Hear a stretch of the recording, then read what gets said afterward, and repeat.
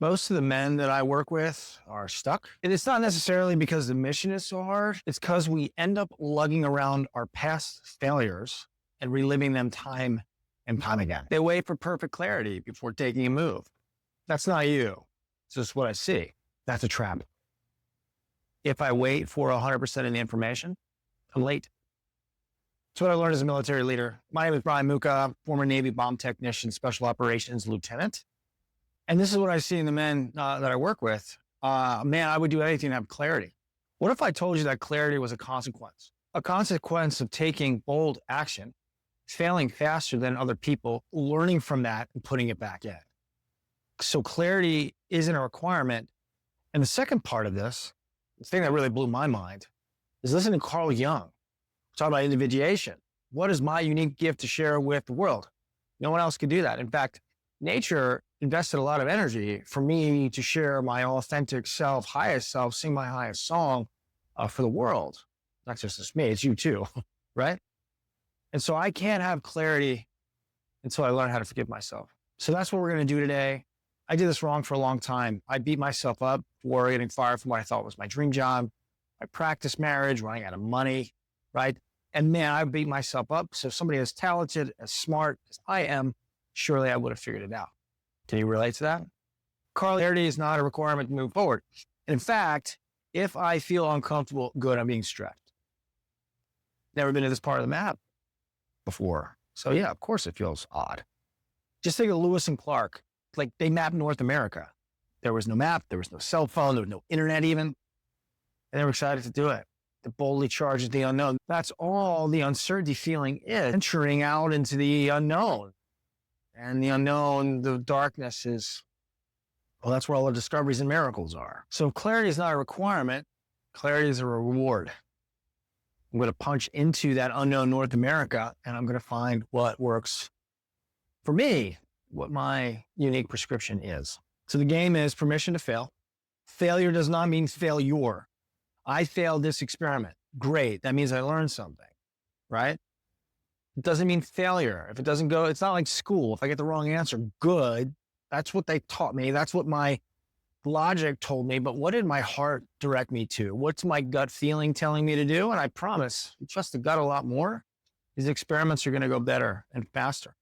The treasure is distilled in the after action review. So I did a thing. It didn't go the way I wanted to. Great. I'm learning. And now I get to tweak the experiment for the next time. So that's how clarity becomes a consequence, not a requirement. You don't need the full map to build a space station. So whatever your big, audacious goal is, I just need to know what the next step is. Whether that's, how do I track clients through video? How do I reach out to past contacts and let them know what you're up to? I just need to know what the next step is. And the next step usually is the thing that feels most exciting. That's what's next. Carl Jung said that guilt and shame is sort of like that buried bomb that we didn't know it was there. It doesn't go away with time. In fact, it continues to rot. My favorite quote from Carl Jung, until the subconscious mind becomes conscious, it shall rule our lives and we will call it fate. So if you're applying more power, more force into this equation without removing the friction, the guilt, the shame, I'm going to keep self-sabotaging because my old identity is keeping me stuck. I need a new identity to match the results that I want. Does that make sense? And I can't have those results until I learn how to forgive myself, to treat myself kindly, because I'm in a part of the map, and you too, that no one has ever been to before. And if it feels uncomfortable, it feels like you're being stretched, you are. And you might be the part of the map where no one can show you what to do.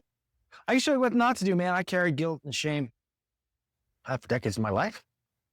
And I was like, man, I'll just fucking work harder. And someday I'll be worthy. But right now I feel kind of like a piece of shit. And so I used to use that to drive me forward. That works until it stops working. Alex Hormozi and Tony Robbins just did an interview. And Alex said, well, I don't think I can be happy, so I'll settle to suffer to be useful. And Tony looks at him, he's like, bro, that's a shitty goal. That's mediocrity. Would you settle for mediocrity at any other pillar of your life? No. And when talking with Chase Hughes, the behavior ops manual, 2 of his 5 pillars are how much gratitude do I have and how much enjoyment. And if I turn up gratitude and I turn up enjoyment, I get to go a lot faster. Does that make sense? But I can't do that if I'm dragging around behind me this fucking sea anchor of guilt and shame and how I should have been better. Just end that right now. You couldn't have been better. You did the best that you know how to. Let me take a step back. I was fired from my platoon. Make no qualms about that. I learned a lot, and it led me right to my life's work, talking to you today. My father-in-law at the time for my practice marriage, I would beat myself pretty good for having wasted this amazing opportunity. It was my dream, my boyhood dream. This is my actual dream, leading you and myself back to heaven on earth. My father-in-law said to me, "You do the best you knew how to do at the time." Yeah, that's all you can do. And if you live to tell the tale, it's called wisdom. A wise sage is made out of failures. That's the equation. All right, I learned from it, made new mistakes. And then what I get to do now is I fail faster, not fail, but try things. I wish I could go back in time when I was 18 years old and then back when I was 24 to just run my own experiments. Who cares if I get it wrong? That's part of the filaments. I'm getting a light bulb. Make sense? So I need to redefine what failure means. And if I'm constantly beating myself up and reliving the past, you've got some deep work to do. Okay. And you can't have the level of success that you want, the level of clarity that you want if you're still berating and hazing yourself.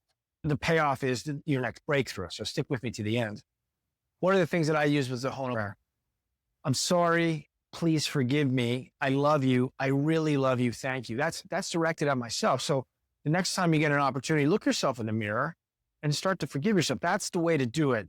And you know you're done when the tears start streaming down your cheeks. Tears, liquid courage. And it's so powerful. And when that comes out, it prevents things. It prevents illnesses. It prevents self-sabotage. But go to the point where you forgive yourself and love yourself enough that the liquid courage starts running down your cheeks. Okay? This is tactical forgiveness. Now it's time to forgive yourself. And truth be told, for the last 10 days, I've been delaying making this video because this is something I really needed in my life too, to declare this stuff. And so you're not your worst moment. You're not. You're the man who learned from it. You get to say to that past version, you get to say to that last version, you did what you knew and you learned from it. Great. So say to that past version, you did your best. You do what you need to do. Release it. Now choose the renunciation. That thought may come up again. And just like training a dog, turn your back to it. There's no longer a need to devote energy to it. See the thought, clap your hands, take a deep breath, move along smartly. Why this is so important is the subconscious mind is going to stop the loop of self-destruction. You can't have clarity and also self-hazing at the same time because the subconscious mind will erode any of the progress to get back to that baseline of suffering. Fuck suffering. Once I forgive myself, the quantum coherence returns. That's the effortless efforting, the Wu Wei. And so now if I can forgive myself and there's no longer that internal friction of I suck, et cetera, I take that back. I didn't mean that, right? And the reason I'm saying that is because I don't want my subconscious mind to hear that. And so once I forgive myself, we can compress 5 years worth of rising and grinding and hustle culture into maybe a couple months, right? Focused action.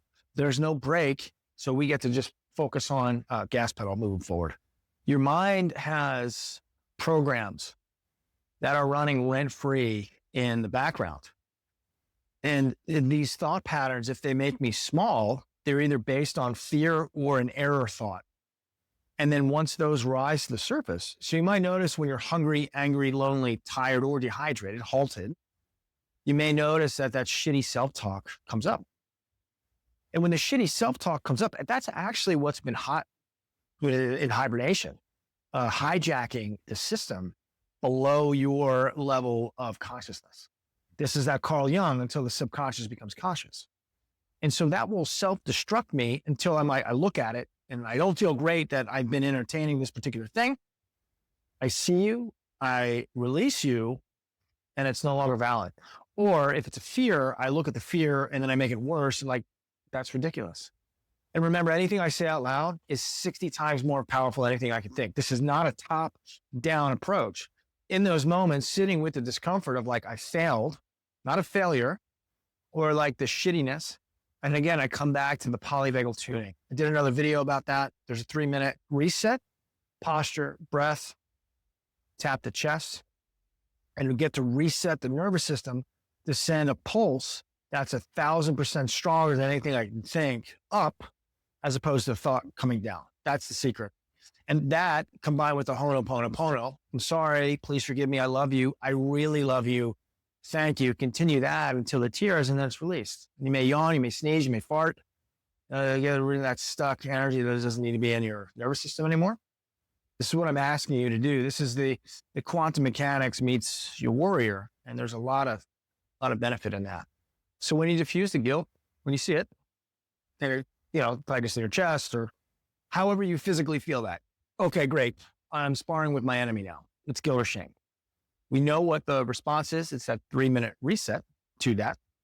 And once I change the posture and the breath, I got to take immediate action. The faster I can take action, the less space there is for doubt to come in and steal from me. This is the energetic attack, right? So change the state, feel what you feel, change the state, take action, right? And the smaller the amount of time from clearing to action, the less room there is for doubt or the old persona coming through, right? So that's how we renounce and train our dragons. This is how we collapse 5 years into 12 weeks. My clients get to see this. You can do this too. It's just a matter of knowing how this works, how to interrupt the pattern, write a new program. 12 weeks is your 90 days to a new habit when it comes to addressing the shame and the guilt. And if this is landing for you and you want to be liberated of this, I encourage you to just write your guilt in the comments. Let it go. Like when I speak it out loud, it no longer operates in the shadows. It's like a vampire. I hold it out in the sunlight and it burns away. It no longer has hold over it. If you feel bold, write that in the comments. And if you want to work on this together, come visit us at school. Freedom Sherpa on school. We wrap this every single morning. Put this to bed.